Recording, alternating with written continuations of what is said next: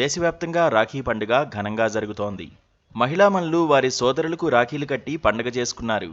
అయితే హిందూపురం ఎమ్మెల్యే నందమూరి బాలకృష్ణ కూడా తన సోదరితో కలిసి రాఖీ పండుగ చేసుకున్నారు. బాలయ్యకు సోదరి రాజమహేంద్రవరం ఎంపీ దగ్గుబాటి పురంధేశ్వరి రాఖీ కట్టారు. ఆ తర్వాత బాలకృష్ణ తన అక్క కాళ్లకు మొక్కి ఆశీర్వాదం తీసుకున్నారు.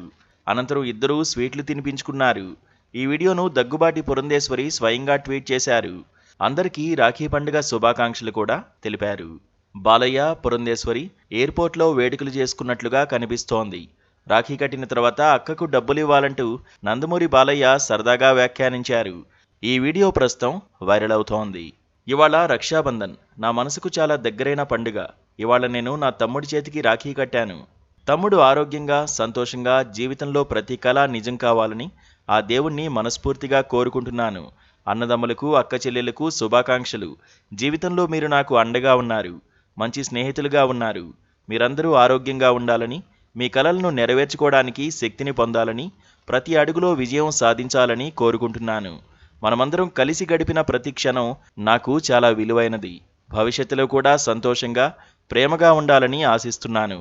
ఈ రోజు పండుగ జరుపుకుంటున్న తోబుట్టువులందరికీ శుభాకాంక్షలు. మీ బంధం రోజురోజుకు బలపడాలని కోరుకుంటున్నాను. ప్రపంచంలోని ప్రతి అక్క చెల్లెళ్లకు, అన్నదమ్ములకు నా ప్రేమ, ప్రార్థనలు ఎల్లప్పుడూ ఉంటాయి.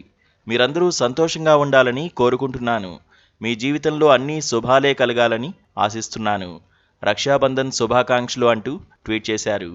నందమూరి, దగ్గుబాటి కుటుంబాలు అప్పుడప్పుడు కలుస్తుంటాయి.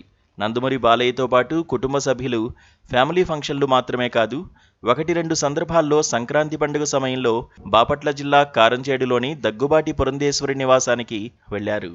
పండుగ రోజుల్లో అక్కడే ఉన్నారు, సందడి చేశారు. ఇప్పుడు రాఖీ పండుగ ఇలా జరుపుకున్నారు. Please subscribe to KTV Telugu. KTV Telugu. KTV Telugu. KTV Telugu. KTV Telugu. KTV Telugu channel.